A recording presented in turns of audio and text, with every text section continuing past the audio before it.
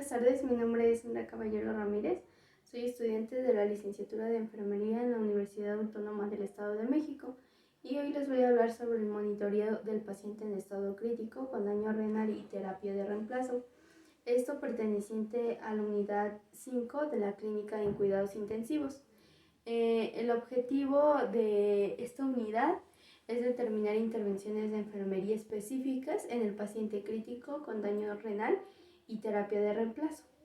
Los temas de los que vamos a hablar a continuación son los accesos vasculares, los tipos de accesos vasculares, la instalación, el mantenimiento y el retiro de los accesos vasculares, las intervenciones de enfermería en el acceso vascular para el tratamiento renal, el análisis y la interpretación de resultados del laboratorio del paciente con daño renal, sobre la hemodiálisis y las intervenciones de enfermería del paciente con daño renal. Un acceso vascular es una apertura que se va a realizar en la piel y también en los vasos sanguíneos. Esto mediante una cirugía que es de corto tiempo. Esto va a ayudar a que la sangre fluya a través de esa apertura hacia una máquina de hemodiálisis y después fluye otra vez hacia el cuerpo para regresar. Esto se usa en el tratamiento de la función renal y de reemplazo. Tipos de accesos vasculares vamos a encontrar tres, que es la fístula, el injerto y el catéter venoso central. En la fístula se trata de una unión que se hace en una vena y una arteria en el brazo. Esto permite que se introduzcan las agujas para el tratamiento de la diálisis y de la hemodiálisis. Esta fístula tarda de 2 a 3 meses en madurar y cuando lo realiza ya se podrá usar, pero mientras se tendrá que usar un catéter venoso central. En el injerto se une una arteria y una vena en el brazo por medio de un tubo de polietileno en forma de una U bajo la piel. Esta se introduce en agujas en el injerto cuando se hace una diálisis y este está listo para usarse de las 3 a las 6 semanas y mientras pasa este tiempo también se va a usar un catéter venoso central. Como tal, el catéter venoso central es un tubo de plástico flexible que conocemos como catéter. Este se introduce bajo la piel y se coloca en una vena del cuello, el tórax o la ingle. Desde allí el tubo va a vena central que se introduce al corazón. Esto a través de un catéter venoso central cuando se usa de inmediato y por lo general por pocas semanas o meses mientras se consigue la fístula o el injerto madura. Para realizar una fístula se necesita una cirugía, este es un procedimiento menor. La fístula se establece uniendo una vena y una arteria que se encuentran cercanas y por lo general se va a hacer a la altura de la muñeca. Esto crea vasos sanguíneos más grandes y hace que el flujo de la sangre corra más rápido. Por lo general las fístulas duran muchos años. Su funcionamiento es muy grande, pero normalmente se tardan de 1 a 4 meses en lo que se madura la fístula y ya se puede usar. El cirujano va a juntar una vena y una arteria debajo de la piel. La arteria y la vena se van a conectar y va a fluir más rápido la sangre. Esto se usa pues para el procedimiento de la hemodiálisis y tarda de 1 a 4 meses en madurar. Fístula, intervenciones de enfermería, instalación, proporcionar información al paciente relativa a la fístula, descripción, utilización y cuidados a aplicar. No utilizar para punciones o canalizaciones las venas y arterias del brazo o antebrazo donde se vaya a realizar la fístula arteriovenosa, generalmente en las extremidades no dominantes. En el caso de tener que emplear esta extremidad, pinchar solo las venas del dorso de la mano y la arteria humeral realizando en este caso una punción y una hemostasia cuidadosa. Anotar en el apartado de precauciones del plan de cuidados la próxima realización de la fístula y la extremidad elegida, señalizando de forma visible para evitar su punción. Comprobar la identidad del paciente e informar el procedimiento. Retirar cualquier objeto que comprometa la circulación. Preparar la piel con la desinfección de solución clorexidina alcoholada al 5% o clorexidina acuosa al 0.2%. Mantenimiento. Vigilar la zona de inserción. Buscar signos de alarma como dolor, eritema, sensibilidad y calor. Mantener una buena higiene del área. Mantener seca el área. Verificar el buen funcionamiento de la fístula una vez por turno, comprobando mediante la palpación y o la auscultación, la vibración y el soplo. Vigilar el apósito para detectar posibles pérdidas hemáticas. Realizar curación de la incisión con suero fisiológico y antiséptico. Mantener la extremidad elevada para favorecer la circulación del retorno y evitar edemas.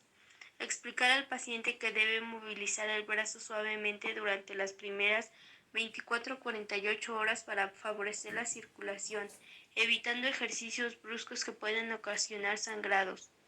Tomar el pulso periférico para detectar isquemias. Evitar la aplicación de vendajes compresivos en las extremidades afectadas. No realizar toma de presión arterial ni punción en el brazo de la fístula. Retiro. Generar el autocuidado del paciente. Informarle al paciente que no debe de hacer ejercicios bruscos. Mantener el brazo estirado mientras el acceso circula.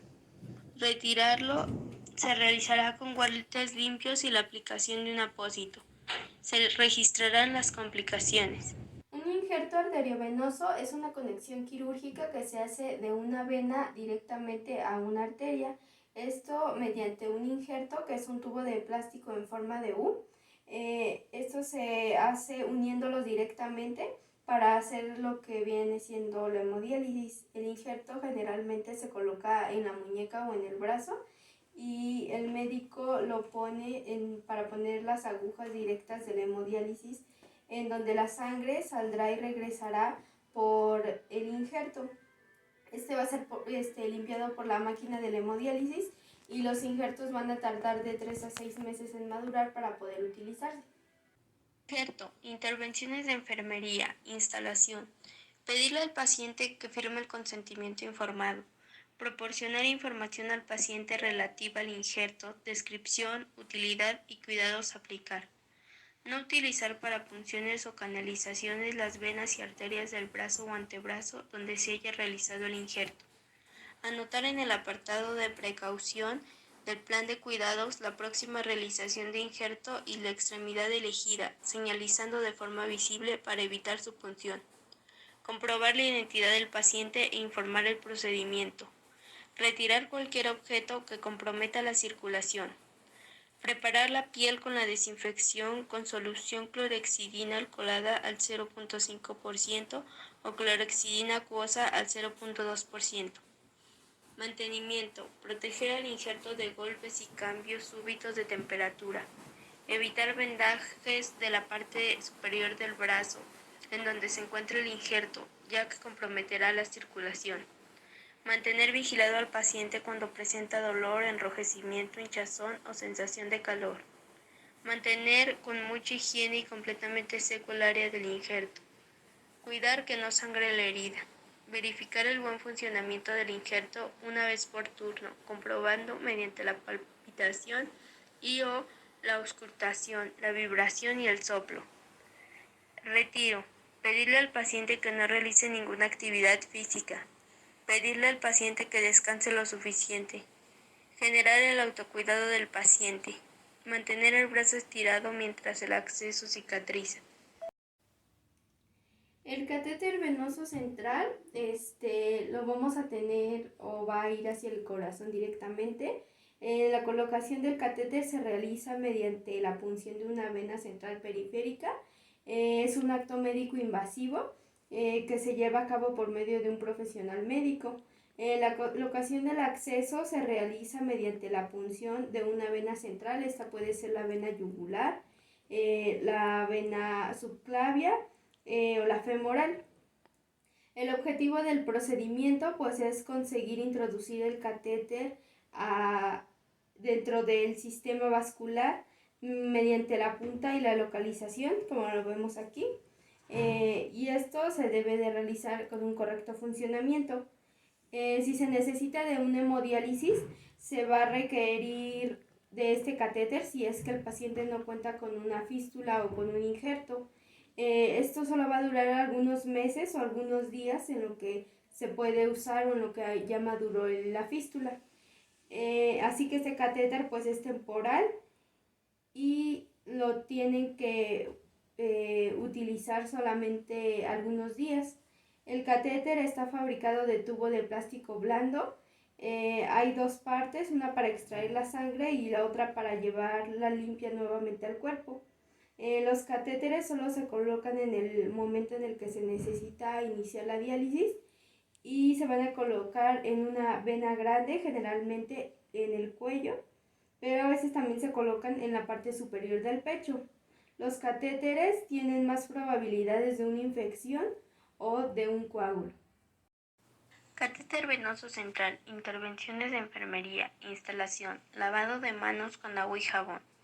Manipular en lo más mínimo el catéter y ponerse guantes estériles en cada manipulación. Poner al paciente en posición adecuada y cómoda. Preparar el material. Vigilar presencia de arritmias. Colocar el apósito transparente y evitar la manipulación del área. Mantener el área libre de microorganismos. Verificar la correcta posición de la llave de 3 vías. Aplicar solución antiséptica del centro a la periferia. Mantenimiento. Lavarse las manos antes y después de manipular el catéter venoso central. Observar signos de flebitis o enrojecimiento en el trayecto de la vena. Evitar desconexión del sistema. Realizar desinfección con alcohol al 70% en el tapón de la llave de 3 vías al administrar medicamentos. Realizar mantenimiento en el sitio de inserción con técnica estéril. Mantener la fijación limpia y seca. Controlar la permeabilidad de la vía. Monitorizar signos vitales. Controlar las zonas de inserción por si existe hematomas. Administrar analgesia si es necesario. Revisar el estado y la permeabilidad de las luces del catéter de parinización. Registro y control del seguimiento. El catéter venoso central consta de 3 vías, la luz distal, la luz media y la luz proximal. La luz distal se utilizará para la medición de la presión venosa central o para la medicación. La luz media para la nutrición parenteral y si no hay se puede usar para la medicación. Y la luz proximal para la medición, para la extracción de la sangre y para la transfusión de sangre y hemoderivados. Retiro. Lavado de manos. Despegar el apósito. Retirar los puntos de sujeción del catéter. Desprender suavemente la cánula de la vena insertada. Comprimir durante unos minutos el punto de punción con una gasa estéril impregnada de antiséptico. Cubrir con apósito estéril. Vigilar si se produce sangrado posterior. Observar que el catéter esté íntegro.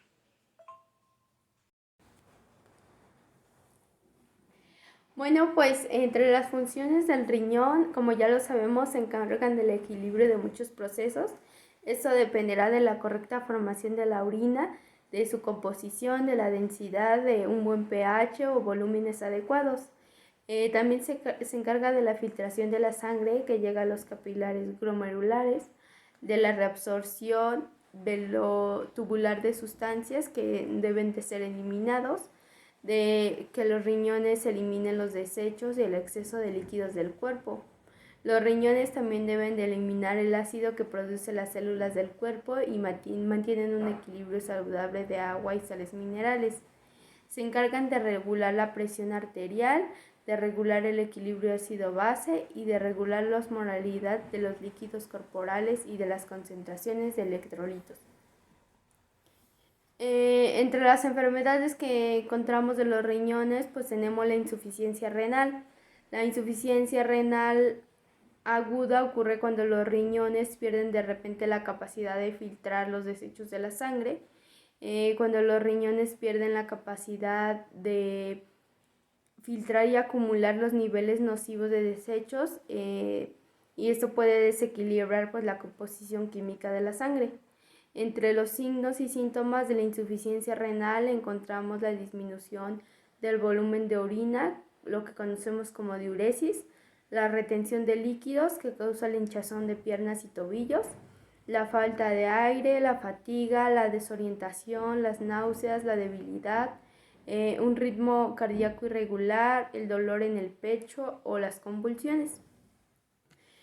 También encontramos lo que es la enfermedad renal crónica, la insuficiencia renal crónica. Esta pues es la disminución de la función renal determinada por un filtrado glomerular patológico expresado por un aclaramiento de la creatinina, estimando menores de 60 mililitros sobre minuto, o la presencia de daño renal o ambos de forma persistente durante 3 meses o un tiempo más prolongado.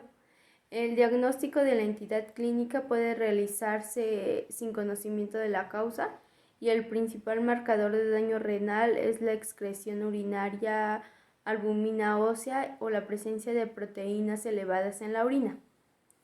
La enfermedad renal crónica tiene una clasificación, esta se clasifica por estadios, va del estadio 1 hasta el estadio 5. El estadio 1 es la función renal normal, que es igual o mayor a los 90 mililitros sobre minuto sobre 1,73 metros cuadrados. También encontramos el estadio 2, que es de leve, que es la disminución de el filtrado glomerular. Este va de 60 a 89 mililitros sobre minuto sobre 1,73 mililitros cuadrados. Tenemos el estadio 3, que es moderada disminución de la función glomerular. Esto va de los 30 a los 59 mililitros sobre minuto sobre 1,73 milímetros cuadrados.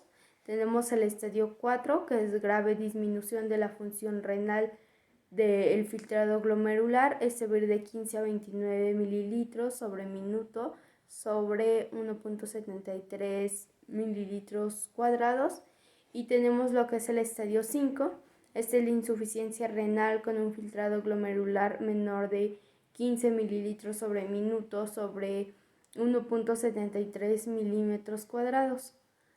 A estos estadios, lo que viene siendo el 4 y el 5, se le denomina insuficiencia renal avanzada, aunque al estadio 5 también lo podemos denominar como daño renal. En los análisis de laboratorio con daño renal se debe de medir la creatinina, los electrolitos, la albúmina, la urea y en algunos casos la proteína en orina. La creatinina es una sustancia de origen muscular constituida por 3 aminoácidos. Esta concentración será constante para cada individuo si no varía su masa muscular. La creatinina sufre un filtrado glomerular, pero no se reabsorbe y su secreción tubular es mínima.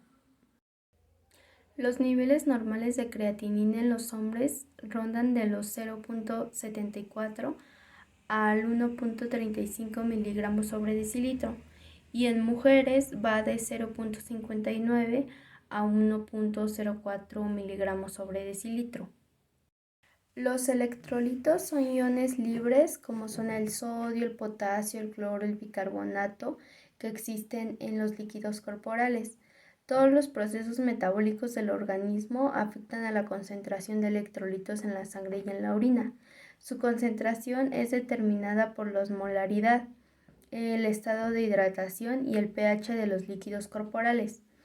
A lo largo de la nefrona, los electrolitos son reabsorbidos o secretados según sea necesario para regular su concentración sanguínea y para regular tanto la carga osmótica como el pH en la orina. Tenemos lo que es la albúmina. La albúmina es una proteína producida por el hígado.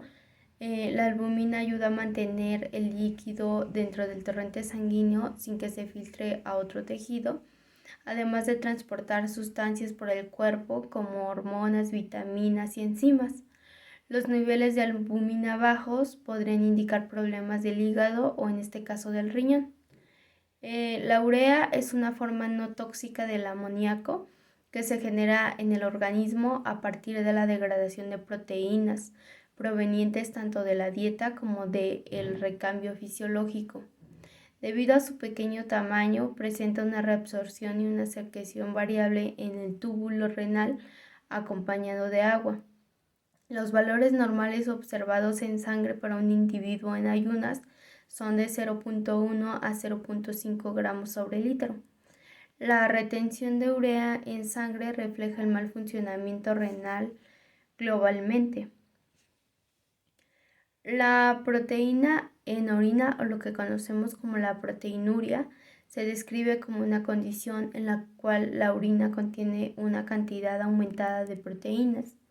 Es un hallazgo relativamente frecuente de los adultos en consulta externa que se presenta por una alteración de la barrera del filtrado glomerular que deja escapar las proteínas hacia la orina.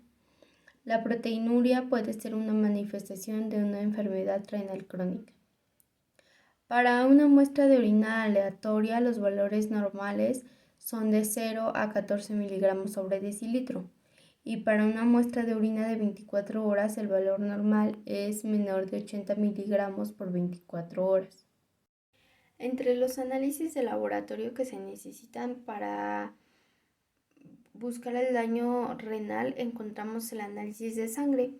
En este se busca analizar la sangre en busca de un producto de desecho llamado creatinina. La creatinina proviene del tejido muscular. Cuando los riñones están dañados, tiene dificultad para eliminar la creatinina de la sangre. Se debe controlar la presión arterial de forma regular. Tener presiones altas pone en riesgo una enfermedad renal. Los niveles normales de creatinina en hombres van de 0.74 a 1.35 miligramos sobre decilitro y en mujeres va de 0.59 a 1.04 miligramos sobre decilitro. También encontramos los análisis de electrolitos en sangre. Estos se dan a conocer por una química sanguínea. Estas sustancias normalmente se filtran fuera de la sangre a través de los riñones. Los niveles muy altos o muy bajos se deben a la disminución de la función renal. El análisis de electrolitos incluye los niveles de potasio, sodio, fosfato, calcio o magnesio. Entre los niveles normales de electrolitos encontramos el sodio mayor de 135 y menor de 144 miliequivalentes sobre litro. Encontramos el potasio mayor de 3.5 y menor de 5.49 miliequivalentes sobre litro. El cloro mayor de 90 y menor de 110 miliequivalentes sobre litro. Encontramos el calcio mayor de 8.5 y menor de 10.5 miligramos sobre decilitro. Encontramos el fósforo mayor de 2.5 y menor de 4.5 miligramos sobre decilitro. Y por último el magnesio, debe de ir mayor de 1.7 y menor de 2.2 miligramos sobre decilitro. Otro análisis que se realiza para detectar el daño renal es el análisis de orina. En se analiza la orina para detectar proteína en ella. Tener una cantidad pequeña de proteína en la orina puede significar que los riñones no están filtrando la sangre lo suficientemente bien. Esto puede ser un signo de enfermedad renal temprana. Presentar proteína en la orina se llama albuminuria. Los niveles normales de albumina van de 30 miligramos sobre 24 horas o menor de 30 microgramos sobre gramo. También encontramos que un análisis o un signo del daño renal es la tensión arterial. La presión arterial alta hace que el corazón trabaje más duro y con el tiempo pueda dañar los vasos sanguíneos por todo el cuerpo. Si los vasos sanguíneos de los riñones se dañan, es posible que dejen de eliminar los desechos y el exceso de líquidos del cuerpo, provocando que el exceso de líquidos en los vasos sanguíneos aumente aún más la presión arterial. Los niveles normales de presión arterial son de 120 sobre 80 milímetros de mercurio en el adulto. Y por último encontramos el análisis de filtrado glomerular. Nos dice que la tasa de filtrado glomerular es un análisis de sangre que evalúa el funcionamiento de los riñones. Los riñones tienen un filtro diminuto llamado glomérulo que ayuda a eliminar los desechos y el exceso de líquidos de la sangre. La prueba de filtrado glomerular estima cuánta sangre por minuto pasa a través de estos filtros. Esta prueba necesita información como el peso, la talla, la edad y el sexo del paciente. Los resultados normales de esta prueba van de 90 a 120 mililitros sobre minuto sobre 1.73 milímetros cuadrados. Lo normal probablemente no tiene enfermedad renal. Por debajo de lo normal tal vez presente una enfermedad renal y por muy debajo de lo normal puede presentar una insuficiencia renal. Aquí tenemos una tabla donde se presentan los estadios del daño renal. El 1 es un daño renal mínimo con un filtrado glomerular normal mayor de 90. Eso nos dice que se da por proteínas o albúmina en orina y puede estar elevado. Rara vez se observan células o cilindros en el urinanálisis. La 2 es la disminución ligera del filtrado glomerular. Esto va de 60 a 89 y es cuando se presentan proteínas o albúmina en la orina y puede estar elevada. Rara vez se observan células o cilindros en el urinanálisis. La 3 es la disminución moderada del filtrado glomerular. Este va de 30 a 59 y se presenta hipertensión arterial, anemia, concentraciones anormales de calcio, potasio y fosfato en la sangre. El estadio 4 es la disminución grave del filtrado glomerular. Este va de 15 a 29 y se presenta presión arterial, anemia, enfermedades óseas, concentraciones anormales de calcio, potasio, fosfato, vitamina D y PTH en sangre. Y el estadio 5, que es el fracaso renal, y este es menor de 15. Ahora vamos a hablar un poco sobre la hemodiálisis. La eliminación de las toxinas del organismo es un proceso permanente del cuerpo que puede verse afectado en pacientes con problemas renales o hepáticos. En este caso, la hemodiálisis es un procedimiento que permite llevar a cabo que la sangre del organismo se vaya hacia el exterior para purificarla con filtros especiales, logrando así mejorar la salud del paciente. La hemodiálisis puede eliminar la sal extra, el agua y los productos de desecho que se acumulen en el cuerpo, mantener los niveles seguros de minerales y vitaminas en el cuerpo, ayudar a controlar la presión arterial, ayudar a producir glóbulos rojos. Durante la hemodiálisis, la sangre pasa a través de un tubo hacia un riñón artificial o un filtro. El filtro se llama dializador. Este se divide en dos partes separadas por una pared delgada. A medida de que la sangre pasa a través de una parte del filtro, un líquido especial en la otra parte extrae los residuos de la sangre. La sangre luego regresa del cuerpo a través de un tubo. La hemodiálisis se realiza en pacientes con insuficiencia renal terminal, que es la última fase de la enfermedad renal crónica. En esta última etapa, los riñones ya no pueden realizar su función o funcionamiento únicamente más que el 10 o el 15%. Las causas frecuentes de la insuficiencia renal comprenden la diabetes, la presión arterial como la hipertensión, la inflamación del riñón o lo que conocemos como la glomerulonefritis, la inflamación de los vasos sanguíneos, la vasculitis, o quistes renales, que es la enfermedad renal poliquística. Proceso de la hemodiálisis. Es una membrana artificial extracorpórea que va a suplir la función del riñón dañado, a través de la cual se eliminan las toxinas y se regulan los líquidos corporales. Se lleva a cabo a través de un catéter colocado en la vena cava superior o en una fístula. Durante la hemodiálisis se bombea la sangre a través de un filtro conocido como dializador fuera del organismo. Al comienzo de un tratamiento de hemodiálisis, la enfermera coloca 2 agujas en el brazo del paciente. Puede usar una crema o un aerosol para adormecer la piel si la aguja le molesta en el punto de entrada. Cada aguja está sujeta a un tubo blando conectado a la máquina de diálisis. La sangre pasa por un extremo del filtro y entra a muchas fibras huecas muy delgadas. A medida que la sangre pasa a través de las fibras huecas, la solución de diálisis pasa en dirección opuesta en el exterior de las fibras.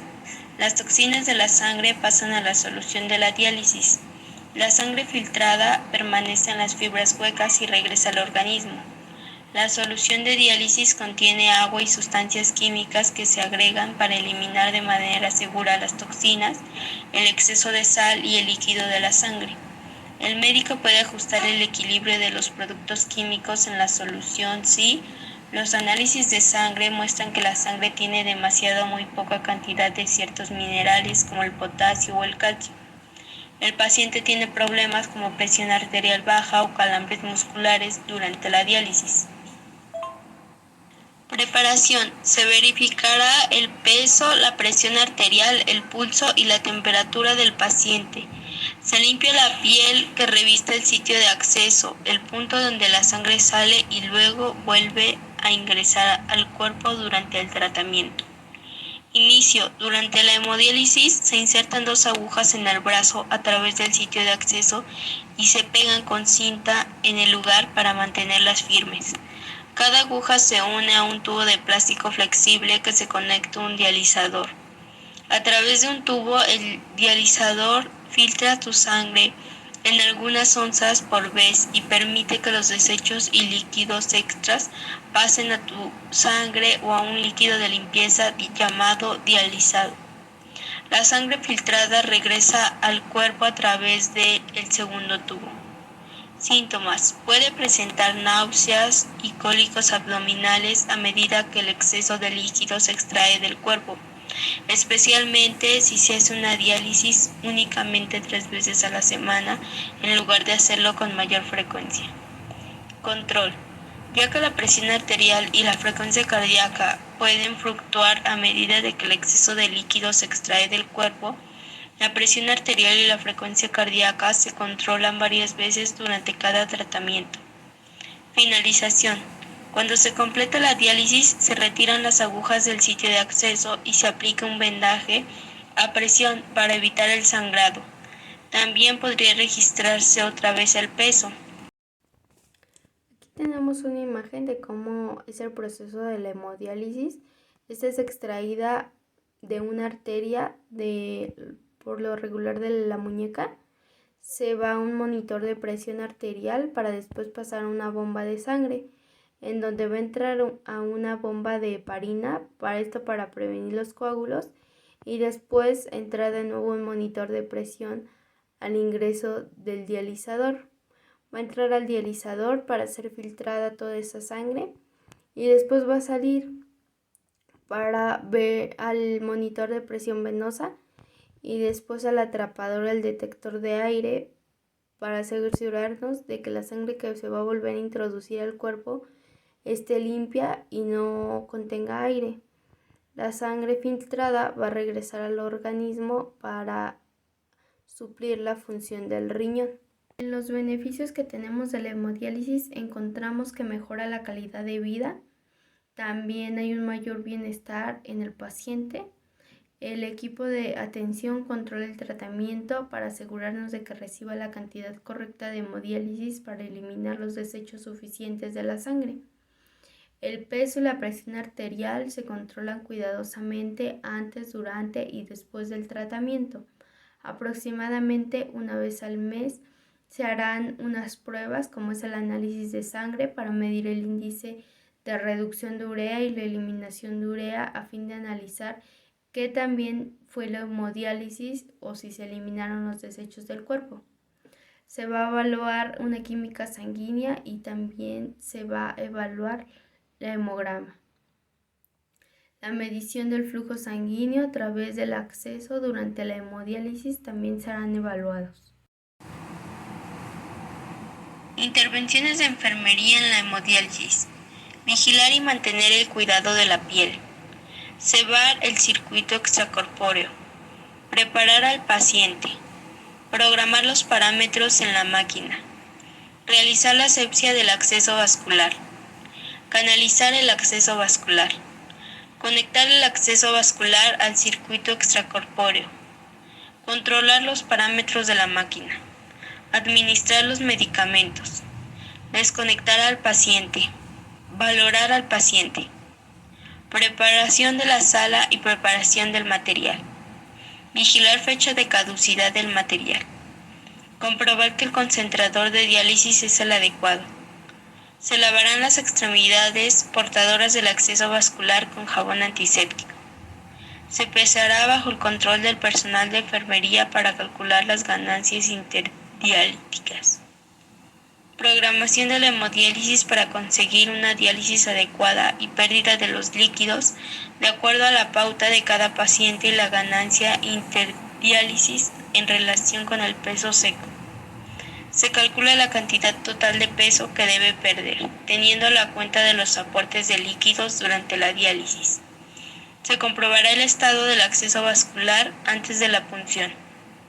Desinfectar el acceso vascular y punción. Inicio de la hemodiálisis programada. Control de signos vitales durante la sesión. Se comprobará periódicamente los parámetros programados, realizando los cambios oportunos si es necesario. Al finalizar la sesión de la hemodiálisis hay que devolver la mayor cantidad de sangre posible del circuito extracorpóreo.